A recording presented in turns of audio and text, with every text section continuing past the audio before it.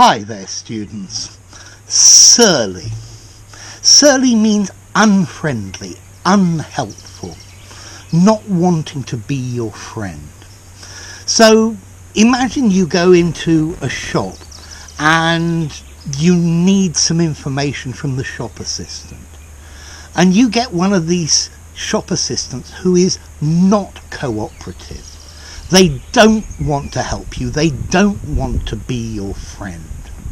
Yeah? This is the definition of surly. Not polite, rather grumpy, if you like. They don't want to please you. Yeah? So, surly. Bad-tempered, unfriendly, unhelpful. Sometimes when you go to get a document from the administration, normally, not always, the person behind the desk or behind the counter is pretty surly.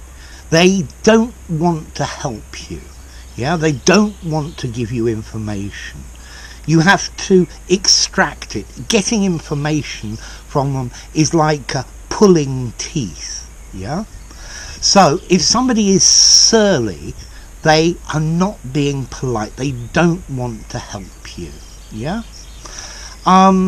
So you could have a surly waiter, or he gave me a surly look. Yeah. Okay. So in a shop, somebody who provides service could be surly, unfriendly.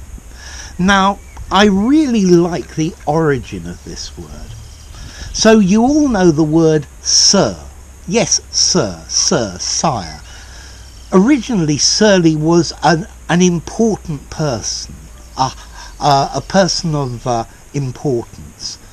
But you know how sometimes important people can be arrogant and haughty, much better than you. And finally, the word changed into meaning bad-tempered, unhelpful. Okay? So, surly, it means churlish.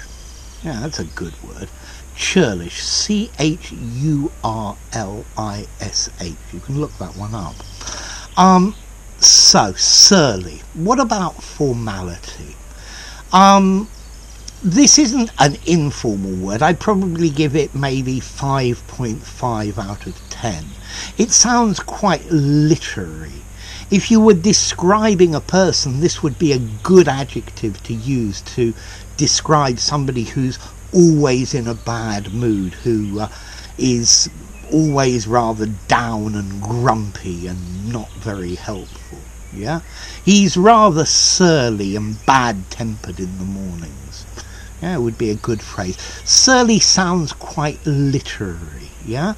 If you were writing about, if you were writing a composition or something like this, this would be a fantastic word to use.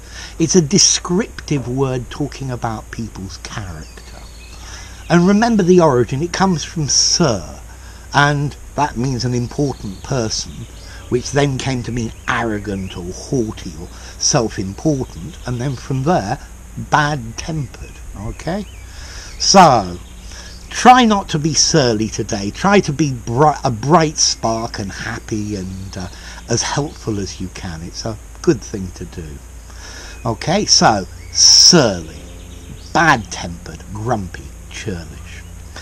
If you enjoyed the video, give it a rating, subscribe to my channel, and I'll see you soon.